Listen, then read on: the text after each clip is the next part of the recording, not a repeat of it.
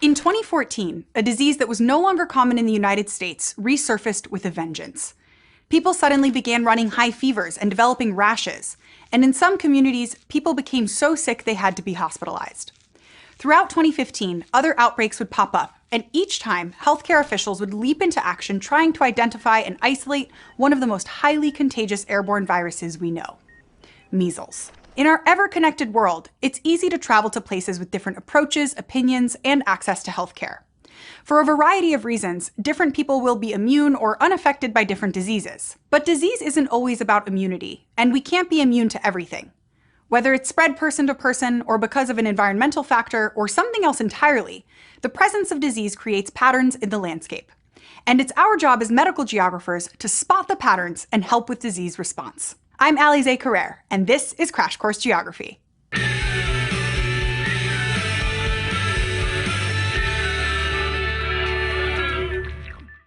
In the last few episodes, we talked about how and why people move around the Earth. And in the episodes before that, we learned all about the things they take with them, from musical instruments and language to architecture and belief systems. But along with those cultural traits, people also share more deadly elements, like disease. Disease is one of those surprisingly tricky concepts to define because everyone's understanding of good health changes over time and with different information. Trying to describe what's broadly normal can not only be inaccurate, it can be hurtful to certain people or groups. So there isn't a single, universally agreed upon definition of disease. But essentially, a disease is a social, cultural, and economic concept that describes some unexpectedly abnormal function in your body that we're trying to find the cause and effect of to maintain good health. When measles spread in the US in 2014, it first showed up as just pockets in mostly large cities where people who had traveled abroad were mixing among the population. But by the end of 2019, health agencies in the US and around the world were drawing attention to a dramatic surge in cases. Now, we've studied measles for a long time, so we know measles spreads through the air and is an infectious disease, meaning a condition that can be spread from a pathogen or organism that causes the disease, like bacteria, viruses, fungi, or parasites, to a host, or the living organism that will get sick. Diseases can also be non-communicable, which means they're not caused by an acute infection, but instead are caused by any combination of genetic, environmental, and behavioral situations rather than pathogens. Non-communicable diseases are often chronic because they tend to be illnesses that develop and remain for a long period of time. For example, cases of non-communicable disease don't have to have a direct link to each other. They might be linked to patterns of the environment, like asthma can be, or patterns of food access and consumption, like high blood pressure or diabetes.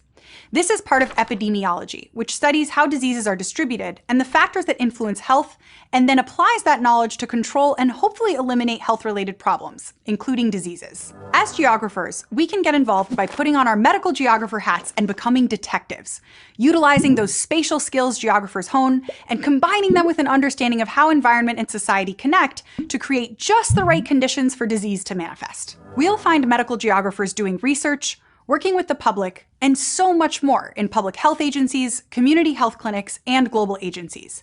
Basically, any agency that explores health and how to make communities healthier. A key tool for sleuthing medical geographers is our old friend, the map. In fact, in medical geography and epidemiology, British physician Dr. John Snow and his 1854 map of cholera cases in Soho, London, are the stuff of legend and have influenced a lot of our modern thinking. Similarly, on this more recent map, notice that there are cases of disease starting mid-river, but none farther up the watershed.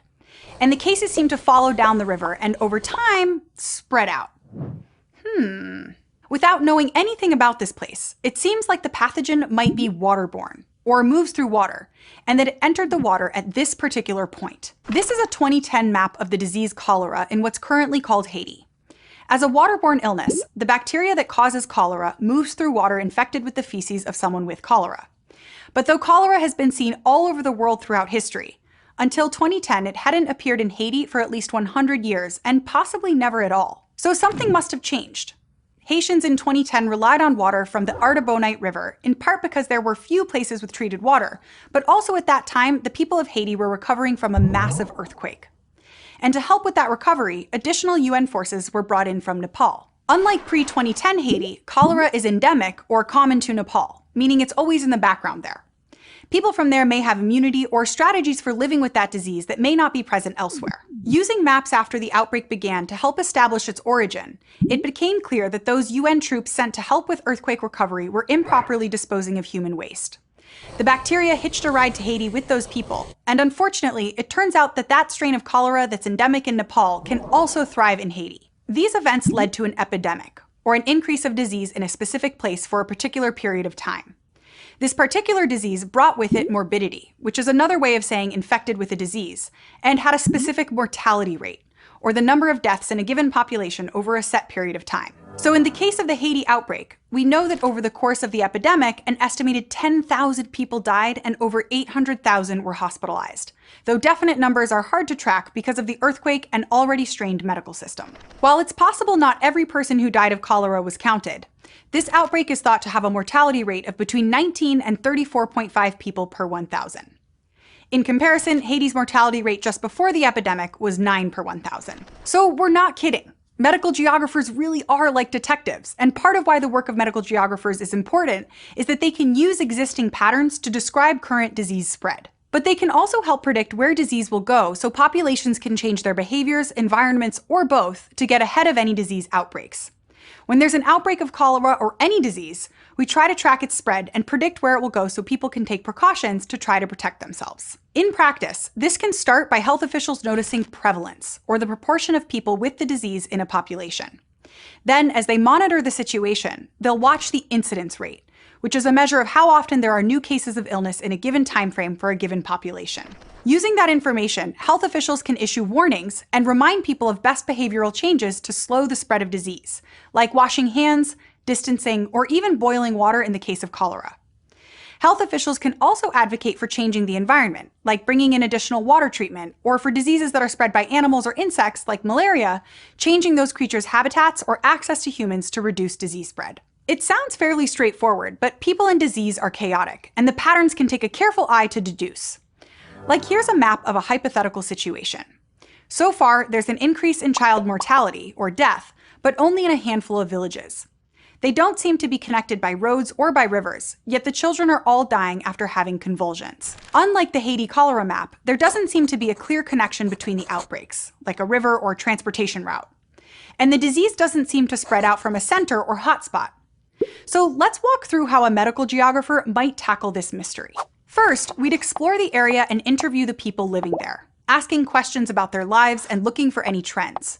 Once there, we could confirm there's no feature connecting the villages, and no one has been traveling to or from the villages. They get their food and water from different sources too. All things we might look for if this was an infectious disease outbreak. But there are clearly distinct clusters, or groups of more disease cases than we'd expect.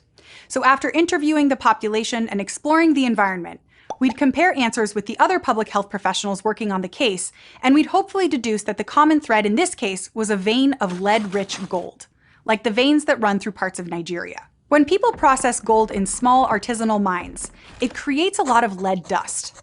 Lead only hurts a person if it's ingested, which is why globally, lead mostly harms children.